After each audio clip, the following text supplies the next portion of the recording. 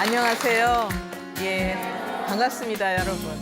예, 오늘은 이제 우리 주변에서 과학이 발달하면은 없어질 것 같은데도 의외로 보면 이제 선천적으로 이렇게 약간 장애를 타고나거나 또 부족한 점을 타고난 그런 아이들이 있어요.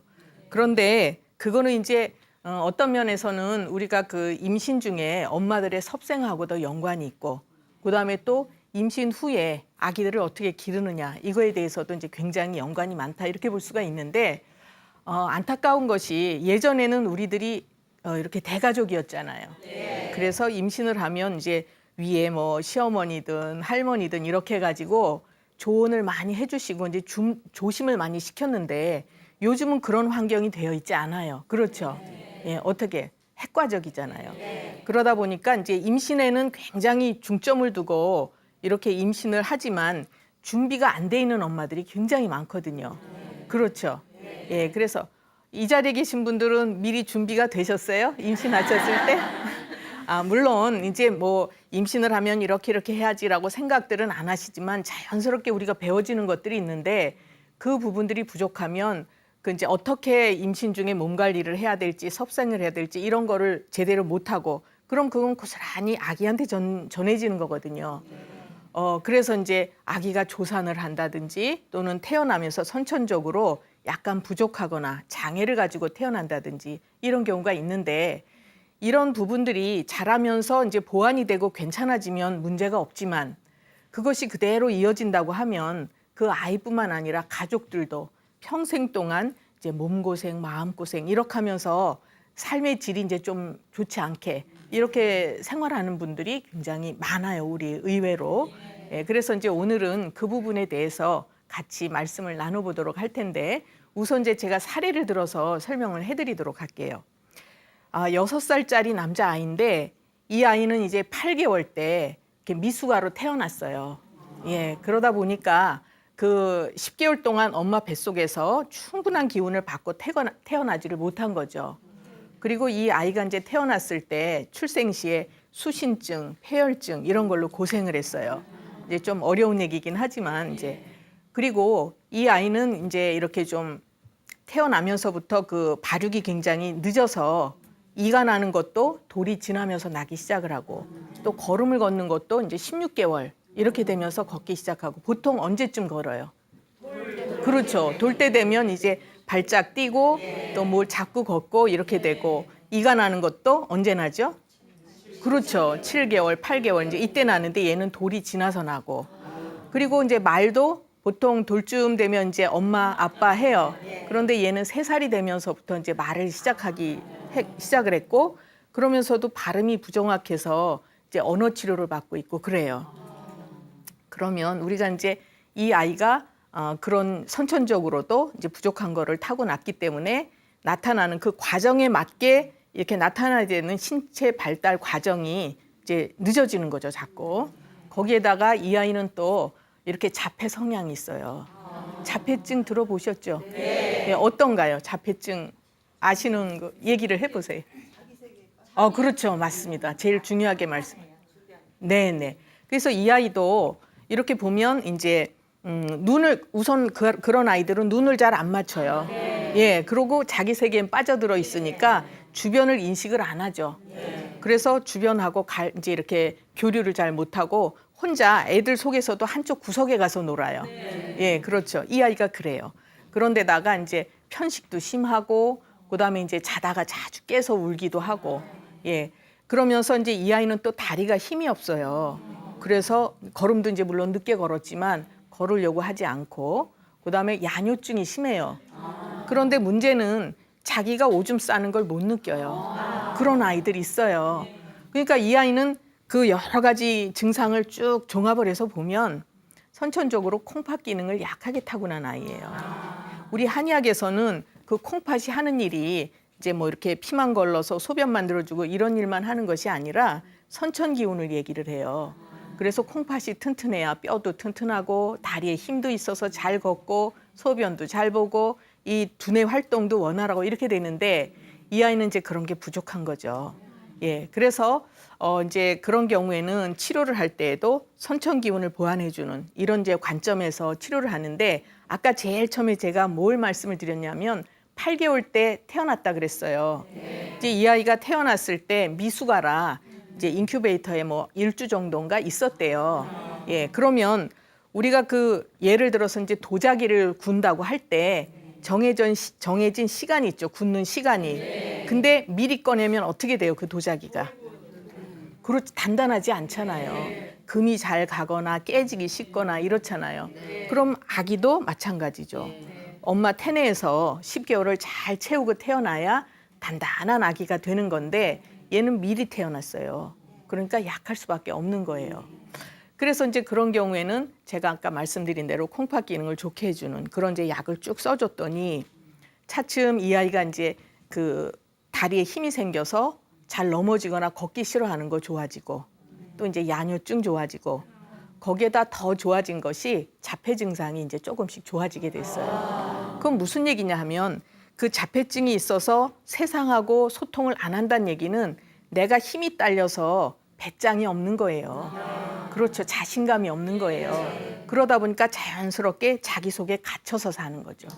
그래서 이런 경우에는 자폐증이라고 치료를 하는 것이 아니라 예, 이 아이가 뭐를 허약하게 타고났는가 그 부분을 보완하는 거예요. 예, 한의학은 이렇게 치료를 하는 거죠. 그래서 이제 그 아이가 많이 좋아졌어요.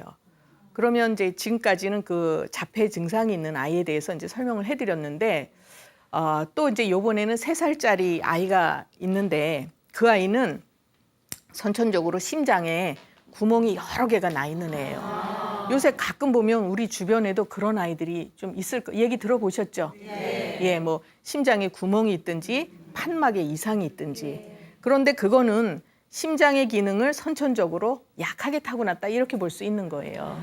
그래서 이제 그 아이도 이렇게 나이 조금 이제 체력이 좋아지고 나이가 조금 더 먹으면 이제 심장 수술을 해서 구멍을 막아줘야 된다 이랬대요. 근데 이 아이가 딱 들어왔는데 아이가 너무 왜소해요. 아주 그러니까 3살인데도 얘가 3살이 맞나 싶을 정도로 인형같이 쬐끄맣고 눈만 동그랗고 새까만 아이가 아주 그렇게 하고 들어왔는데 이 아이는 먹는 것도 물론 싫어하고 편식도 아주 심하지만 먹는 거에 비해서 이제 너무 크지를 않는 거죠. 예. 그리고 또 한 가지는 이렇게 더운 거를 아주 싫어해요. 더운 거 못 참고 답답한 거 못 참고 그다음에 이제 겁도 아주 많으면서 땀을 굉장히 많이 흘리고 또 이제 짜증을 굉장히 많이 내고 그래요. 그러면 그런 것들은 한의학에서는요. 심장에 연관된 그런 증상들이에요. 예. 심장 기능이 약하니까 그 뭔가 이제 바깥하고 내가 이렇게 이겨낼 수 있는 힘이 약하거든요. 그래서 더위를 아주 싫어하고 답답한 거 싫어하고 그렇죠. 이 아이를 이제 어떤 관점에서 이 아이는 또 기침을 이제 감기를 잘 들어요. 면역력이 약하기 때문에 감기가 들면 꼭 이제 중이염이 가거나 이렇게 되는데 그런 경우에도 그냥 일반적인 감기약을 써서는 잘 안 들어요. 그리고 기침을 하면 이제 컹컹거리는 그런 기침을 한대요. 그거는 우리 동의보감에 보면요. 기침을 하는 것도 원인을 여러 가지로 나눠요. 예, 그런데 거기에 장부해라 그래서 이제 오장에 관계된 그런 또 기침을 하는 경우가 있는데 이 아이는 심장이 약하니까 심해에 해당하는 거죠. 그래서 기침을 해도 컹컹 이런 기침을 해요. 그래서 이제 감기약도 잘 안 듣고 그러면 이제 그 아이가 감기 들었을 때는 그 심해에 쓰는 처방을 해주고 이제 감기가 안 들었을 때는 심장 기능을 튼튼하게 해주는 그런 처방이 있어요. 그거를 쭉 해줬더니 차츰 이제 우선 나타나는 게 뭐냐면 아이가 굉장히 이렇게 좀 활기차졌어요. 전에는 밖에 나가는 것도 싫어하고 소극적이고 밥을 먹어도 한 자리에 진득하니 못 있고 막 이렇게 부산스럽게 다니고 이제 다른 아이들 부산스러워한 건 조금 종류가 달라요. 얘는 심장 기능이 약하니까 이제 그 대처하는 힘이 약해서 그런 거예요. 근데 더위도 조금씩 참게 되고 여러 가지 증상이 좋아졌어요. 그래서 병원에를 데리고 이제 정기 검진이 있어서 갔더니 의사가 심장의 구멍이 다 막혔다고 하더래요. 그러면서 신기하다 이렇게 얘기를 하더래요. 물론 아이들 중에 이제 심장의 구멍이 한두 개 있는 아이들이 치료하지 않아도 몸이 이제 잘 건강하게 자라면 저절로 막히는 경우도 있어요. 근데 이 아이는 하나도 아니고 여러 개가 있었는데 이제 한약을 써서 심장 기능이 튼튼해지니까 아주 좋아졌죠. 그러면 이 아이가 겉으로는 어떻게 되냐면요. 키도 컸어요. 키도 크고 이제 잘 먹으니까 살도 조금 통통하게 붙고 그러면 정상적인 생활을 이제 충분히 해나갈 수 있는 그런 힘이 생긴 거예요, 이 아이는. 예. 그래서 이렇게 이제 조금 아까도 말씀드렸지만 한의학은 그 상황에 맞게 그러니까 증상을 보고 치료를 하는 것이 아니라 얘는 기침을 한다 그럼 기침을 치료하고 이게 아니라 왜 기침을 하는지 얘가 또 왜 답답해 하는지 왜 땀을 많이 흘리는지 이걸 보는 거예요. 예, 그래서 이제 심장 기능이 안 좋은 그런 아이에 대해서 이제 설명을 해드렸고요. 요번에는 또 선천적으로 이렇게 약간 정신적으로 10% 정도 기능이 부족한 그런 아이가 있었어요. 네, 그 아이는 흔히들 우리 이제 주변에서도 가끔 그런 아이 볼 텐데 자기가 원하는 대로 행동을 하기 힘든 아이가 있어요. 그렇죠. 그래서 자기가 즐거운데 몸을 막 이렇게 비튼다든지 또는 이렇게 돌아 눕히거나 할 때 힘이 쭉 쳐져서 빠진다든지 이런 아이가 있어요. 그래서 이제 그 아이도 물론 이제 미숙아로 태어났어요. 대개 보면 그 10개월을 못 채우고 요새 제일 걱정스러운 게 뭐냐 하면 제왕절개들을 많이 하시거든요. 그런데 그 제왕절개를 할 때 보면 한 1주나 2주 땡겨서 하는 경우 굉장히 많아요. 그중 1주 정도는 그냥 그런 대로 봐줄 수 있지만 어떤 경우는 막 2, 3주 정도 땡겨서 하는 경우가 있어요. 그러거나 또는 이제 어떤 그 섭생을 잘못하거나 몸 관리를 잘못해서 몸을 무리하게 했다거나 이러면은 그 한 뭐 2개월 정도 조사를 하는 경우도 있죠. 그런 경우에는 아기가 미숙하면은 이제 인큐베이터에 넣어서 키우지만 엄마 뱃속만 하겠어요? 아니죠. 예, 그래서 이제 이 아이도 미숙아로 태어났고 또 이제 인큐베이터에 이렇게 3주인가 있었대요. 그런데 나서 보니까 그 아이도 이제 이렇게 걸음을 걷는 게 4살짜리 아이인데 한 14개월 되면서 이가 나기 시작을 했고 26개월이 되니까 비로소 이제 이렇게 뭘 잡고 일어서는데 그것도 별로 잘 못하고 그러면서 이제 특히 먹는 거 싫어하고 편식이 아주 심하고 그래요. 대개 보면 이제 선천적으로 이렇게 허약하게 타고난 아이들은 특징적으로 또 이제 장애를 가졌거나 이런 아이들은 특징적으로 가지고 있는 기본 증상들이 있어요. 예, 뭔지 짐작이 되세요?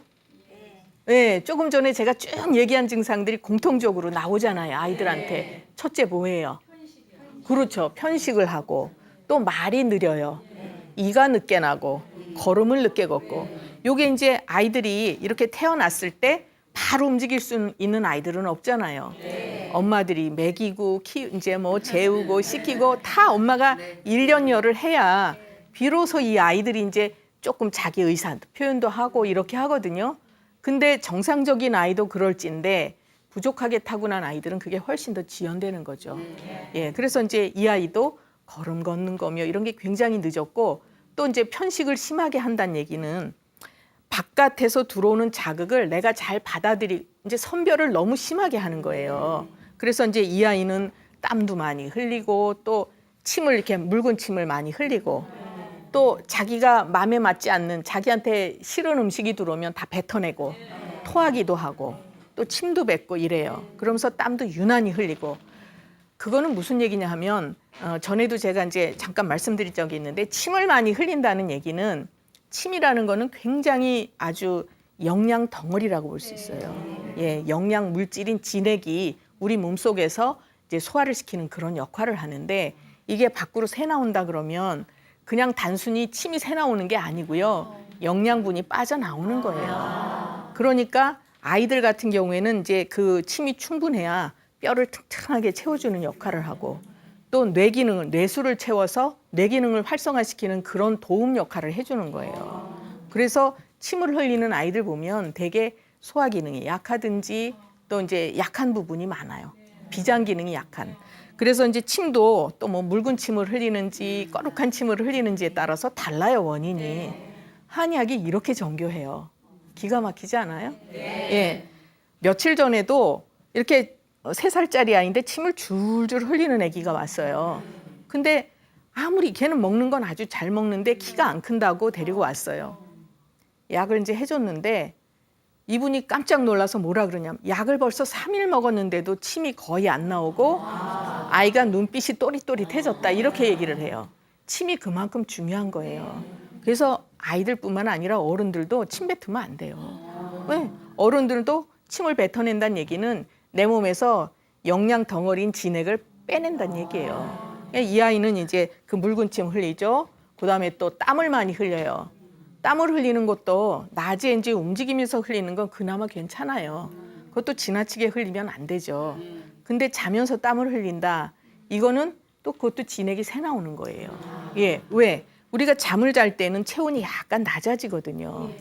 그러니까 땀이 난다는 얘기는 체온이 올라갔을 때 그걸 낮춰주려고 땀을 내는 건데 체온이 낮아지는데도 땀이 난다는 얘기는 이건 비정상이라는 얘기죠. 예, 그러니까 그거는 허하다는 얘기예요, 그 아이가.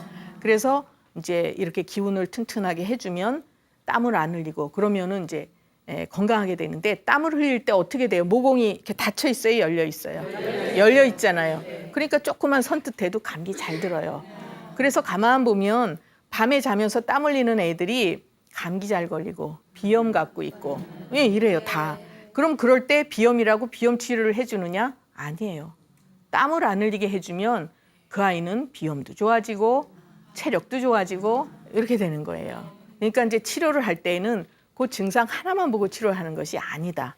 이제 이렇게 말씀드리죠. 그래서 지금 이제 조금 아까 말씀드리던 그 아이 같은 경우에도 뭔가 자꾸 밖으로 이렇게 거부하는 거예요. 밖에서 들어오는 거를. 그렇잖아요. 예, 땀 흘리죠. 침 뱉어내죠. 토하죠. 이거는 세상에 적응하는 능력이 약하다 이렇게 볼 수 있는 거죠. 그래서 이제 그런 경우에는 힘을 길러주고 체력을 보완해 줄 수 있는 방법이 침을 안 흘리게 하고 땀을 안 흘리게 하고 그러다 보면 영양이 아이 몸 속에 잘 간직이 되니까 어떻게 되겠어요? 다리에 힘도 생기고 뇌세포도 발달하게 되고 이렇게 되는 거예요. 그래서 이제 그 아이가 건강하게 되는 거죠. 그런데 그 아이가 이제 약을 먹으면서 다리에 힘도 생기고 뭐 땀도 안 흘리고 감기도 이제 거의 안 들고 좋아졌는데 참 안타까운 게 있어요. 예, 뭐냐 하면 이렇게 그 요새 이제 특히 젊은 엄마들께서는 서양 교육을 받아서 그런지 감기가 들었건 뭐 이제 어떤 아픈 게 있을 때 해열제라든지 항생제라든지 이런 거 많이 먹이는 거에 대해서는 몇 년씩 먹여도 걱정을 크게 안 해요. 네, 그건 이제 화학 제품인데도 불구하고 그런데 한약을 먹이는 경우에는 이렇게 좋아졌지만 늘 걱정을 해요. 이제 한 2번이나 이렇게 먹이면 한약 이렇게 많이 먹어도 돼요?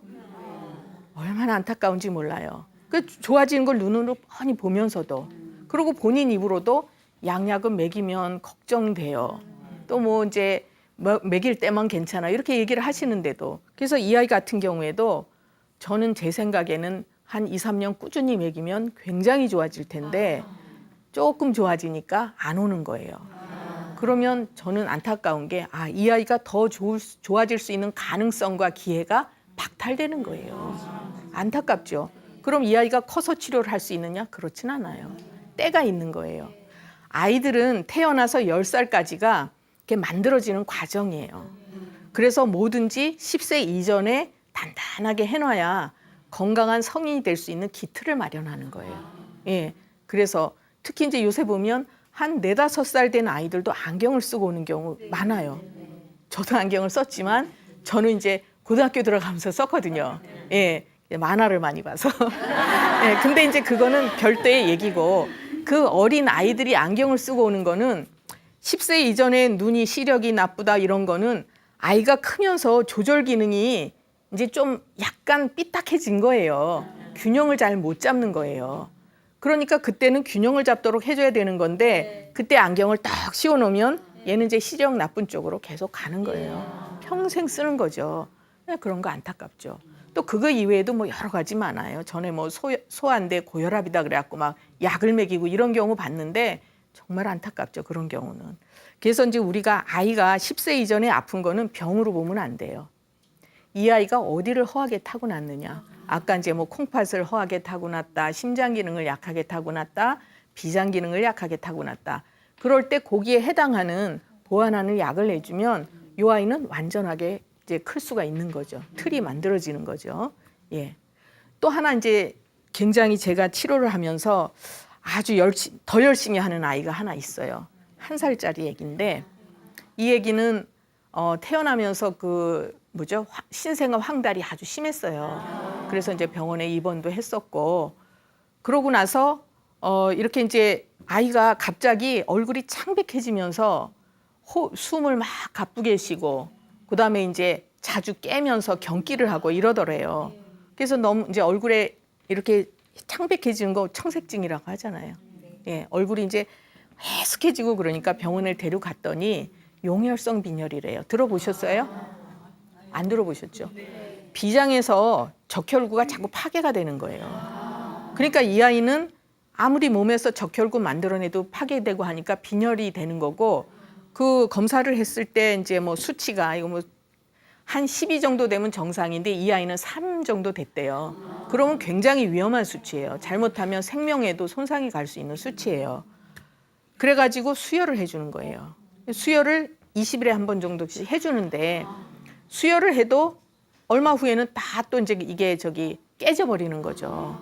그러다 보니까 이 아기를 20일에 한 번씩 수혈을 하지만 이 아이가 나타나는 거는 경기 자주 하죠. 녹색 변을 보죠. 설사하죠. 그런데 그 아기이기 때문에 수혈을 할 때 이 혈관을 잘 못 찾는 거예요. 그러니까 한 번 수혈하면서 한 10대 번씩 찌르는데요, 바늘을. 그러니 그 아주 막 저한테 왔을 때 70일 정도 됐을 때 왔어요. 얼마나 연약한 애기, 이슬 같으잖아요. 그 아기를 바늘을 10대 번씩 찌른다고 생각을 해보세요. 그러니까 너무 안타깝죠. 저는 말을 들으면서 너무 안타까웠어요. 그러니 그 엄마는 또 어떻겠어요. 그 가족은 어떻겠어요.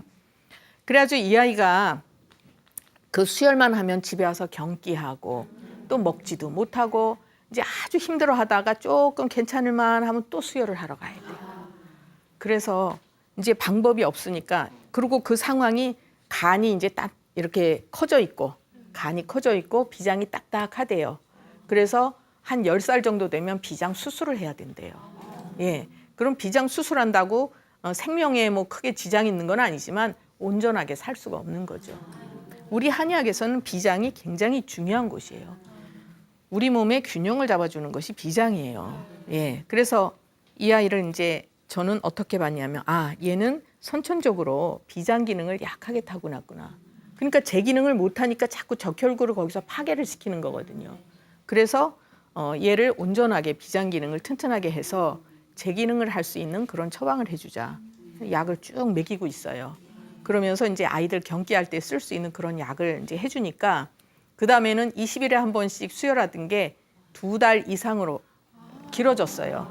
이제 제가 볼 때는 지금도 치료하고 있는 애기인데 치료를 계속하면 아마 훨씬 좋아지고 이제 그렇게 해서 3년 정도 치료를 하면 정상적으로 좀 활동을 할 수 있지 않을까 이렇게 생각을 했는데 지금 돌진했거든요. 이제 얼마나 잘생기고 이제 병기 안 하고 먹을 수 있어지니까 그 아이가 막 설사 계속하고 녹색변 보고 이랬었거든요. 근데 설사 덜하고 그러니까 이제 살도 조금 통통하게 오면서 아주 잘생겼어요. 얘가 허여멀겋게. 그러니 그런 경우에 그 아기를 그냥 그렇게 하고 수혈만 자꾸 한다고 하면 그 아기는 몸과 마음이 건강하게 성장할 수 있겠어요? 없겠죠. 그렇게 고통 속에 크는데 그 아이가 온전하게 이렇게 편안하게 클 수는 없는 거고 또 옆에서 지켜보는 가족들은 어떻겠어요? 그 엄마는 차라리 내가 아팠으면 좋겠다 이러죠. 또 그걸 쳐다보는 제 마음은 어떻겠어요? 저는 특히 이제 환자를 보는 입장이니까 굉장히 안타깝죠. 예, 그래서 이제 이렇게 우리 주변에는 선천적으로 약간 이제 약하게 타고났거나 또는 장애를 가지고 있는 아이들이 있어요. 그렇지만 그것을 치료해서 어떤 경우에는 완전하게 만들어줄 수 있는 경우도 있고 또는 완전하진 않더라도 가급적이면 최대한 완전하게 가깝도록 이렇게 해주는 것이 이제 의학이 해야 되는 그 임무인데 그것도 어떤 의학이 해야 되는지 이제 그거는 우리가 생각을 해봐야 돼요. 그렇게 이제 70일밖에 안 된 아기가 한약을 먹을 수 있다고 생각을 하겠어요? 보통들 어떠세요? 아니죠. 예. 그런데 참 묘한 게요.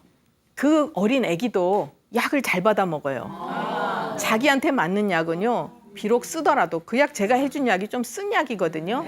쓴 약인데도 아무 소리 아니 말은 못하죠. 아무 거부감 없이 잘 먹으니까 돌까지 넘어온 거예요. 그리고 몸이 좋아지고.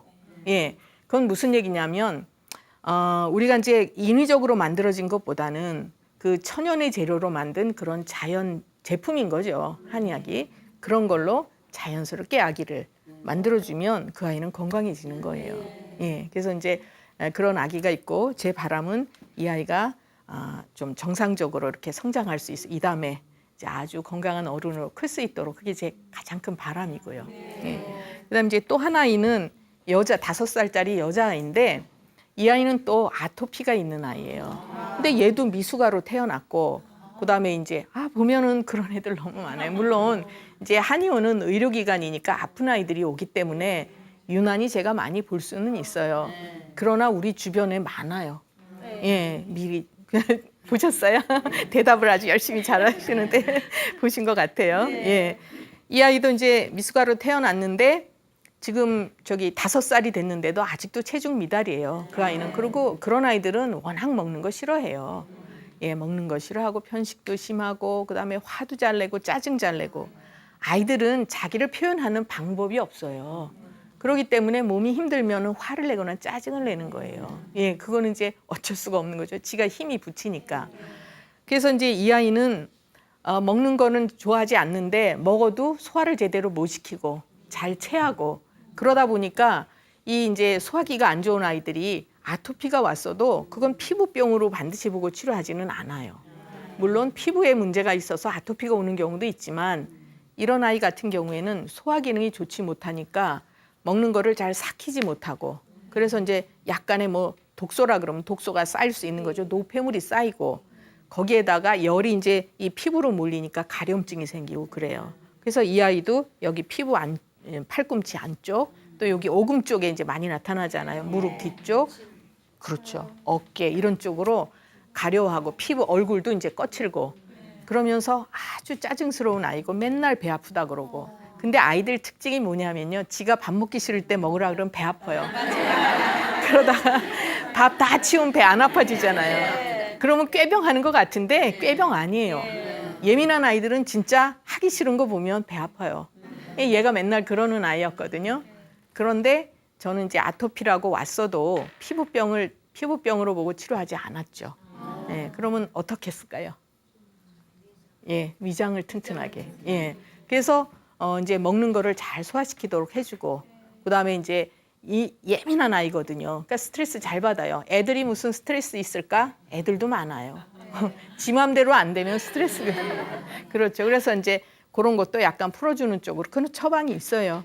그래서 그거를 해줬더니 이제 피부도 가려운 것도 없어지면서 우선 여기 볼이 매끈해지고 그러다 보면 어떻게 돼요? 그 이뻐져요. 이뻐져요. 예, 그 원래도 걔가 이쁜 애기인데 아주 이뻐지고 그리고 이제 짜증 들래죠 그런 아이들. 그러니까 성격이 이제 이렇게 밝아지고 그렇게 되는 거예요. 그래서 이제 제가 지금 몇 가지 이제 그 사례를 들어서 설명을 해드렸는데 뭐든지 어떤 불편한 거는 병으로 보고 치료하기보다는 요게 왜 왔을까? 그래서 이제 그 원인을 자꾸 찾아서 그거를 보충해 주는 것이 한의학이다. 예, 그러니까 이렇게 문제성을 띈 아이들도 문제성이라 그러면 좀 이상하지만 뭔가 부족하게 타고난 아이는 부족한 걸 보충을 해주면 되는 게 한의학이다. 이제 이렇게 말씀을 드렸습니다. 예, 그리고 이제부터는 이 자리에 계신 분 중에 궁금하신 점 제가 이제 같이 알아보도록 하겠습니다. 어느 분 먼저 하실까요? 예, 질문하실 분. 고민을 많이 심사숙고하셨나 봐요. 뭐 불편하신 거 있으면 말씀하세요. 네, 2달 전에 네. 좀 한의원 좀 다녔어요. 네. 그 두통 때문에. 네. 예, 그래서 그 선생님 말로는 좀 스트레스 받아서 그런다고 네. 하는데, 네. 그래서 제가 작년에도 다녔고 네. 올해도 다녔고 그래서 네. 좀 가끔 두통 때문에 두통이요. 그럼 두통이 어떻게 전체적으로 아프세요? 어느 한쪽으로 아프세요? 편두통이 있으세요? 예, 전체적으로? 편두통. 어느 쪽으로 아프세요? 왼쪽에 왼쪽. 왼쪽으로 아프시고. 예, 예. 그러니까 다른 거보다 이제 주로 두통이시네요. 예. 제가 진맥을 먼저 해드릴게요. 오른손 주시고. 예. 힘 빼시고요.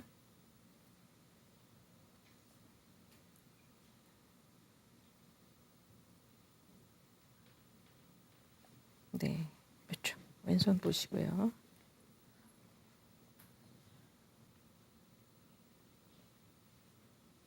네, 되셨습니다. 지금 이제 제가 설명을 해드리는데 이분 같으신 경우에는 어떻게 이렇게 좀 살이 잘 안 찌시는 체질이시죠? 예. 이분은 제가 맥을 보니까 선천적으로 심장 기능 조금 약하게 타고나셨어요. 이렇게 대고 말씀하시는 게 예. 좋고요. 그러니까 심장이 나쁘다 좋다가 아니라 기능이 조금 약하시니까 어떤 상황에 당했을 때 가슴이 잘 두근거리거나 잘 놀래거나 이런 게 오실 수 있고 늘 긴장하면서 생활하시는 분이에요. 이분은 예. 자기도 모르게 그러니까 긴장하지 말라고 해도 나도 모르게 긴장이 되는 분이에요. 그렇죠. 예, 맞습니다. 예, 그래서 이제 가슴도 잘 두근거리고 긴장도 잘하고 그러면서 이쪽으로 이제 화가 잘 오르죠. 사람들이 누구나 다 몸이 전체적으로 차거나 전체적으로 뜨거운 분은 없어요. 따뜻한 기운과 찬 기운이 서로 잘 조화를 이루어서 이제 몸을 잘 돌려줘야 편안한데 유독히 이쪽으로 열이 잘 몰리는 분들이 있어요. 이분은 하체 힘이 좀 약한 편에 속한다 이렇게 볼 수 있어요. 그래서 허리 다리도 삐끗하기가 쉽거나 이제 운동할 때 발목 같은 데 삐끗하기 쉽고 그다음에 이런 분들이 신경 쓸 일이 조금만 생겨도 마음이 안정이 안 돼요. 불안하고 초조하고 이런 쪽으로 가기가 쉬워요. 그렇죠. 어떠세요? 그래서 이제 맞습니다. 이분 같으신 경우에는 두통이 오는 게 아까 말씀대로 이제 스트레스 받을 때 오는 게 맞긴 많은데 그냥 그 스트레스뿐만 아니라 체력이 약하면서 그러니까 이제 무리를 하는 거죠. 무리를 쭉 치료를 해서 좋아졌다가도 쭉 무리를 하고 또 이제 스트레스가 쌓이고 이러면은 한 번씩 두통이 생기고 그러면서 이제 그럴 때 나타나는 증상들이 마음이 안정이 안 되고 그러기가 쉬워요. 그리고 어깨 목 뒤도 좀 뻐근할 때가 많고 그렇죠. 예, 맞습니다. 그렇죠. 예. 예, 그래서 이제 이쪽 머리가 긴장을 많이 하면 여기 목하고 어깨 있는데도 잘 긴장이 돼요. 그러다 보니까 이제 뭐 이렇게 잠을 잘 못 잤나 하고 뻐근하기도 하고 그러는데 어쨌든 이제 그런 쪽으로 잘 화가 오르는 분인데 그러면 어떻게 해야 되느냐? 이런 분 같은 경우에는 운동을 하시더라도 이제 심장이 약한 분들은요. 운동을 하더라도 과하게 하면 안 돼요. 예, 그러니까 되게 이분의 성향은 뭐든지 잘해야지 될 거예요. 많이 해야 되고. 예, 그래서 조금 운동도 많이 해야 한 것 같은 생각이 들거나 이럴 텐데 특히 심장은 우리 몸에서 군주지간이라 해서 임금짜리예요. 임금이 저기 어떻게 되면 그 나라 어떻게 돼요? 임금이 유고시에는 나라가 망하잖아요. 그렇죠. 굉장히 중요한 거거든요. 그래서 심장을 보완하는 방법이 뭐든지 한 템포 늦게 한다예요. 예, 굉장히 조급해지기 쉬운 분이거든요. 무슨 일을 닥쳤을 때 막 조급해지면서 안정이 안 되거든요. 그러면 심장의 기능은 더 무리를 하게 되고 그리고 이제 특히 여름철에는 심장이 힘들어지는 때예요. 날이 더우니까. 그래서 여름철엔 사실은 운동을 크게 안 하시는 게 더 좋고 이제 가볍게 걷거나 또는 항상 이제 너무 빨리 지나치게보다는 적게 천천히 이게 굉장히 중요해요. 그리고 이제 음식 같은 것도 너무 자극이 강한 이런 음식은 안 좋은 거죠. 사람들이 열이 이렇게 많이 쌓였다 그러면 찬 거 먹으면 좋아지는 줄 알아요. 그 열이 식는 줄 아는데 일로 더 몰려요. 두통 더 많이 생겨요. 아마 그런 경험 해보신 적 있는지 모르겠는데 너무 덥고 지쳐서 찬물을 막 먹으면 두통이 쫙 오는 경우 있어요. 경험해 보신 적 있으세요? 네. 아, 이게 많이들 계시네요. 네. 그래서 앞으로 음식도 너무 자극이 있거나 찬 거 이런 건 피하셔야 돼요. 예, 알겠습니다. 예. 생활 그렇게 하시면 되고 이제 답이 다 되셨어요? 예. 다른 분 누구 계세요? 아, 예. 여기 계신 분. 아, 이쪽 먼저 해드릴게요. 말씀하세요. 예, 이렇게 하시고. 예. 선생님 저는요. 네, 이쁘게. 예. 예, 자꾸 졸려요. 아, 그러세요. 이렇게 저 재밌는 영화 저 영화 꼭 봐야지 그러면서도 꼭 못 보고 예. 뭐 이렇게 차에서도 자고요. 네. 그래서 오늘도 졸면서 왔어요. 엉덩이만 붙이면 자요. 앉기만 하면 졸려요. 네, 네, 네. 손이 좀 많이 차고 아, 네. 눈이 그러세요. 좀 작년부터 침침하고. 침침하시고. 네. 죄송하지만 연세가 어떻게 되셨어요? 아니 정확하게는 안 하셔도 돼요. 50대 초반, 중반, 후반입니다. 후반이세요. 그러세요. 네. 제가 그럼 우선 진맥을 해드릴게요. 예. 오른손 주시고. 오른손.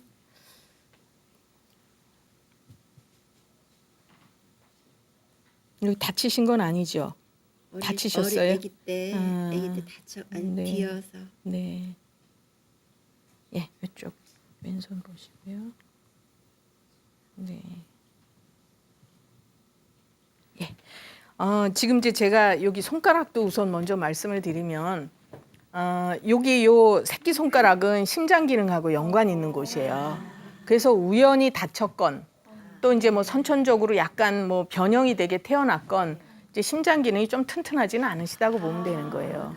그런데 참 묘하게 약해질 수 있는 분이 그쪽으로 다치는 것도 있어요. 예. 그래서 이제 제가 아까 진맥하면서 물어본 게 이제 심장 기능 쪽으로는 좀 조심을 하셔야 된다 이렇게 말씀드릴 수 있고, 이분은 그러니까 기운이 그렇게 많은 분 아니에요. 그러니까 원래 이제 선천적으로 소화 기능도 약하게 타고나셨고, 그러니까 조심해서 먹는 건 좋아하실 거예요.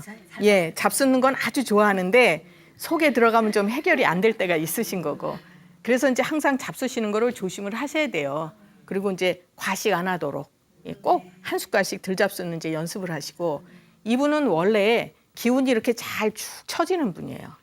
그래서 이렇게 이제 사람에 따라서 어떤 활동을 할 때 기운이 막 이제 자기가 먹는 만큼 기운을 내거나 뭐 이런 분도 있지만, 이분은 많이 잡숴도 내 걸로 다 못 만드는지 기운이 늘 없어요.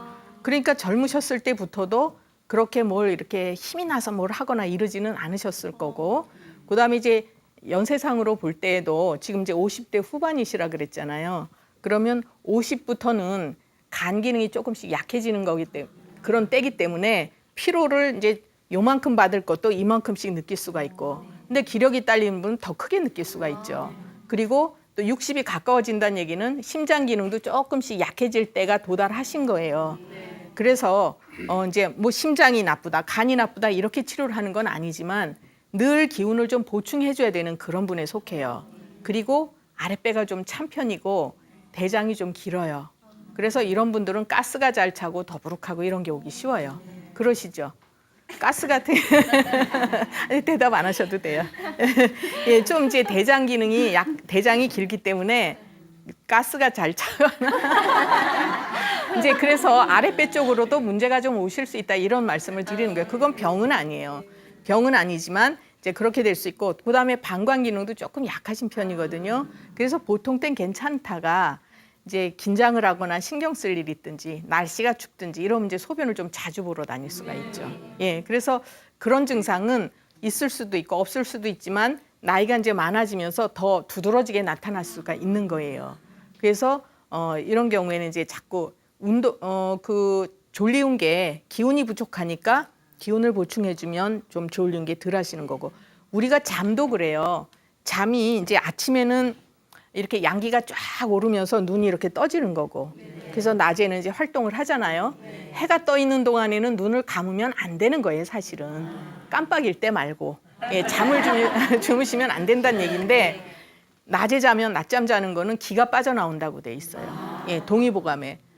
가끔 보면 어떤 그 의사분인지 뭐 누가 이렇게 낮에 오수를 즐기는 게 좋다 이렇게 얘기하는데, 엄밀한 의미에서는 그거는 그렇게 맞는 거는 아니에요. 그분 또 어떤 관점에서 얘기하는지 모르지만 어쨌든 동의보감엔, 저는 이제 한의사니까 동의보감을 바이블처럼 생각을 해요. 거기에는 낮에 잠을 자면 기가 빠져나온다고 돼 있어요. 실제로 낮잠 주무시고 나면 몸이 더 이렇게 느슨해지고 일어나기 힘들고 그런 경험들 해보셨을 거예요. 해가 중천에 떠 있을 때는 눈 감으면 안 돼요. 그다음에 저녁에 이제 해가 지잖아요. 그러면 양기가 이제 쭉 내려가고 음기가 많아져요. 그럼 눈이 이렇게 무거워져서 가라앉고 이제 잠을 자는 거예요. 그러니까 밤에 영화 보다가 주무시는 건 정상이긴 해요. 정상이긴 하지만 그래도 이제 본인이 하고 싶은 거 못 하시니까 그것도 안타깝잖아요.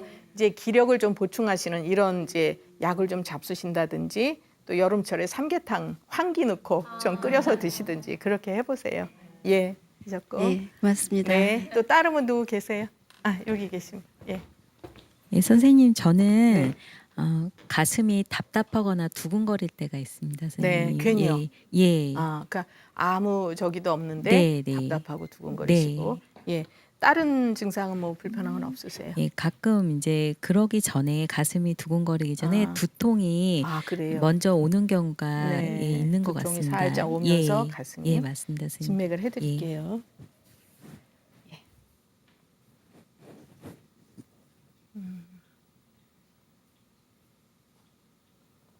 네, 왼손 보시고요.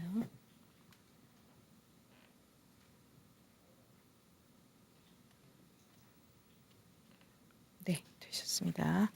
예, 제가 이제 설명을 좀 해드리면 네, 이분 선생님. 웃는 모습 한번 보세요. 네. 이쁘죠?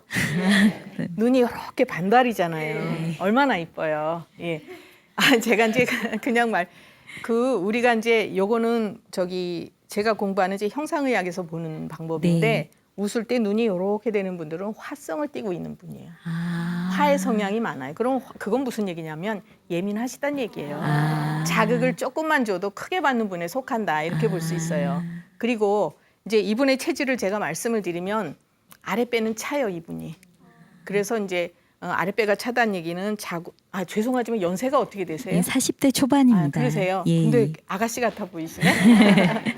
이제 아랫배가 차다는 얘기는 자궁, 방광, 대장 이쪽으로 이제 좀 찬기운이 많이 돈다는 얘기고 허리 아래쪽으로 찬기운이 많이 도는 분들은 상대적으로 열은 일로 몰릴 수가 있어요.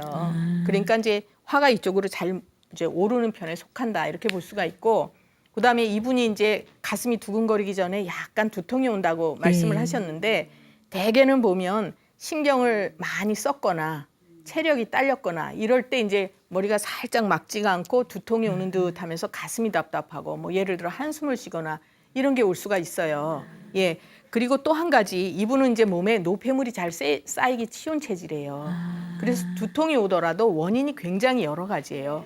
화만 올라서 오는 두통도 있지만 담화라 그래서 몸에 노폐물이 쌓이니까 이제 열이 일로 오르는 분이 있어요. 이런 체질의 분들은 스트레스 남들한테 아주 잘해주는 분이에요. 그렇죠. 네. 그러니까 내가 힘드는 거 다 뒤로 밀어놓고 우선 남을 먼저 챙기는 분이에요. 그래서 이런 분들이 분위기 메이커, 뭐 남들 뭐 불편한 거 있으면 다 해결해주는 이런 거 하시는 아주 착한 분이거든요.